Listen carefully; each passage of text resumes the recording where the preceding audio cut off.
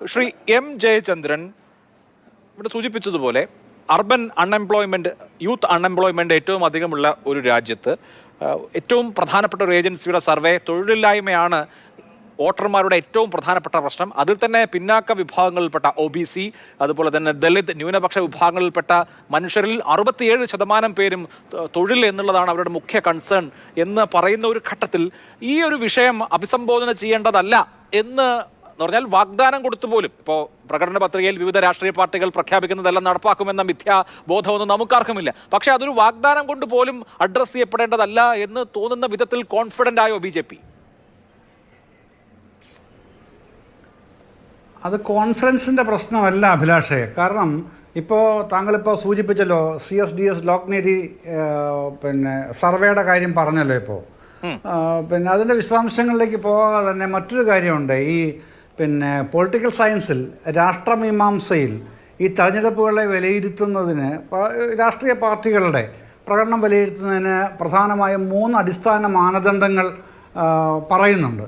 അതിലൊന്ന് ഈ പ്രധാന പാർട്ടിയുടെ തുടർച്ചയായ തെരഞ്ഞെടുപ്പ് വിജയങ്ങൾ 1. 2, ആ പാർട്ടി സ്വന്തം ഉൾപാർട്ടി പ്രശ്നങ്ങളെ എങ്ങനെയാണ് കൈകാര്യം ചെയ്യുന്നതെന്നുള്ള നില 2. മൂന്നാമത്താണ് ഏറ്റവും പ്രധാനം, ഈ തെരഞ്ഞെടുപ്പിൽ അജണ്ട സെറ്റ് ചെയ്യുന്നത് ആര്? ഈ പറയുന്ന രാഷ്ട്രീയ പാർട്ടിക്ക് അജണ്ട സെറ്റ് ചെയ്യാൻ സാധിക്കുന്നുണ്ടോ? ഇതാണ് ഈ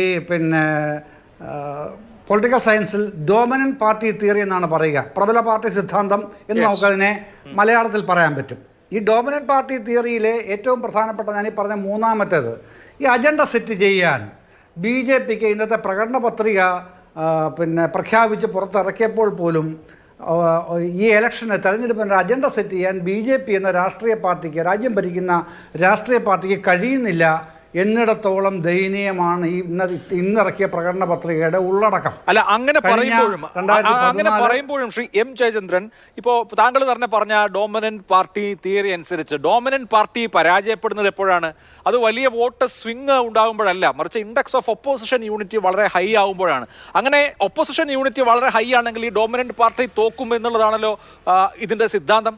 അങ്ങനെയാണെങ്കിൽ ഇപ്പോൾ നമ്മളെ സംബന്ധിച്ച് ഒപ്പോസിഷൻ യൂണിറ്റി വളരെ പരിമിതമാണെന്നിരിക്കെ അപ്പുറത്തൊരു നറേറ്റീവ് സെറ്റ് ചെയ്യാതെ തന്നെ ഞങ്ങൾക്ക് ജയിക്കാമെന്ന ആത്മവിശ്വാസം ഡോമിനന്റ് പാർട്ടിക്ക് ഉണ്ടാവും.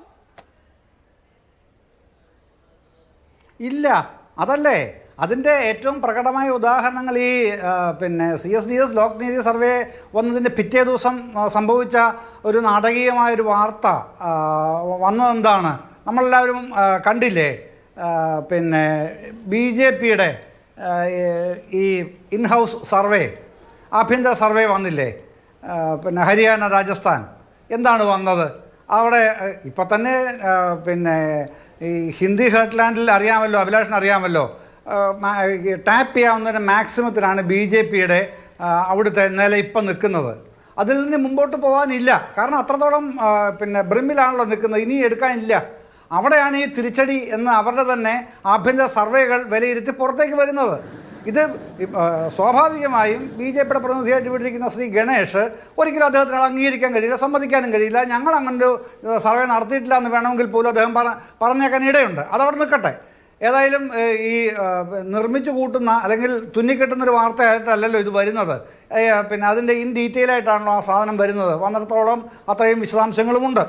അപ്പോൾ ഈ ഡോമിനൻ്റ് പാർട്ടി തിയറി പ്രകാരം തന്നെ നോക്കിയാലോ അഭിലാഷേ, ഇത് മറുഭാഗത്ത് നിൽക്കുന്ന ഇന്ത്യ സഖ്യം അവർ ഈ ഏകോപിതമായി വന്നിട്ടില്ല എങ്കിൽ പോലും ഇവരുടെ ആഭ്യന്തര പ്രശ്നങ്ങളാണ് അവരെ പുറകോട്ടടിക്കുന്നതെന്ന് മാത്രമല്ല, ഞാൻ പറയുന്നത് അവരുടെ മുമ്പോട്ട് വെച്ചുള്ള മുദ്രാവാക്യങ്ങളിൽ നിന്ന് സ്വയം പുറകോട്ട് പോകേണ്ട കാര്യം വന്നത് കൃഷിക്കാരുടെ കാര്യത്തിലാണ് ഏറ്റവും പ്രധാനമായി ഇവിടെ കാണുന്നത്. ഗണേഷ് പറയുന്നത് യുവാക്കൾക്ക് പ്രതിഷേധമില്ല, രാജ്യത്ത് എവിടെ യുവാക്കൾക്ക് പ്രതിഷേധമില്ല എന്നൊക്കെ പറയുമ്പോൾ നമ്മൾ അന്തം വിട്ട് പോവുകയാണ്. ഒരു യുവ നേതാവിന് അദ്ദേഹത്തിൻ്റെ പാർട്ടി രാജ്യം ഭരിക്കുന്നു എന്നുള്ള ഒറ്റ കാരണത്താൽ രാജ്യത്ത് നടക്കുന്ന ഒരു പ്രശ്നങ്ങളും അറിയുന്നില്ല എന്ന് പറയുന്നത് യുവ സുഹൃത്തായ നേതാവെ കഷ്ടമാണ് കേട്ടോ ഗണേഷ്, അങ്ങനെ കാണുന്നത്.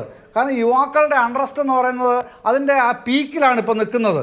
അത് ഏതൊക്കെ തലത്തിലാണെന്നുള്ളത് നമുക്കിനി ബാക്കിയുള്ള സമയത്ത് ചർച്ച ചെയ്യാം. അതിരിക്കട്ടെ.